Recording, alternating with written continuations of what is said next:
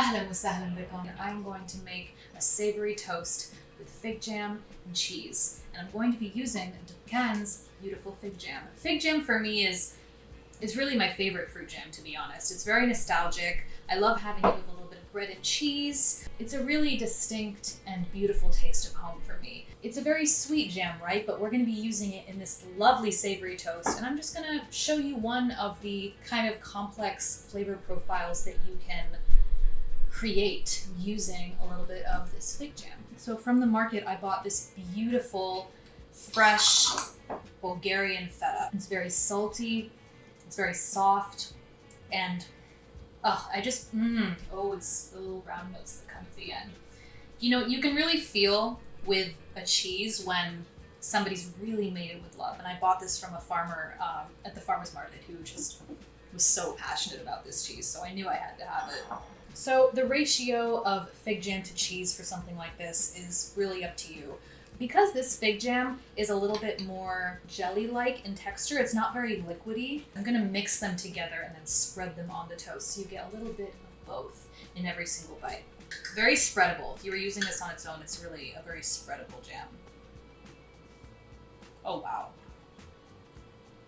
Oh my gosh, that's so good. I want a little bit more jam, I think. Always taste as you go. Always taste as you go. Adjust it to your taste because your taste and your tongue are unique and reflect where you come from. So we have our perfect little toast spread.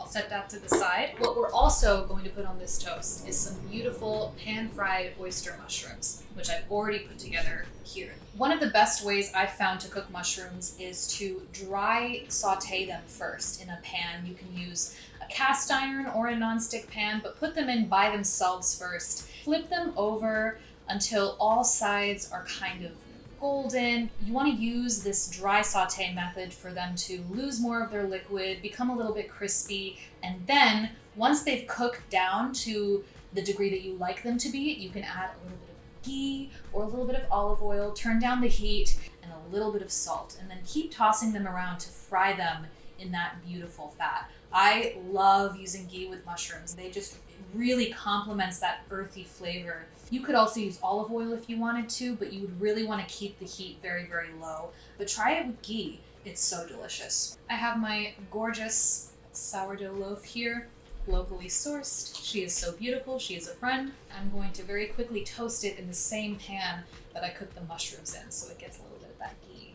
If you're going to pan toast your bread, all you need to do is just put it in there and flip it over when you like how it looks. And that's it.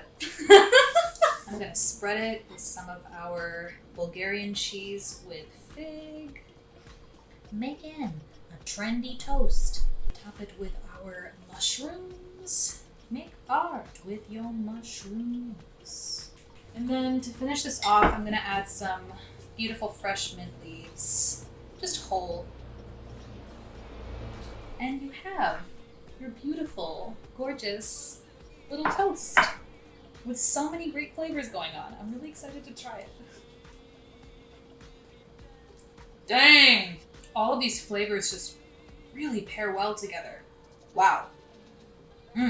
Okay. So that, my friends, is just one way that I would use fig jam. Hope you enjoy. Let me know what you decide to do with your fig jam, and صح damn, honestly.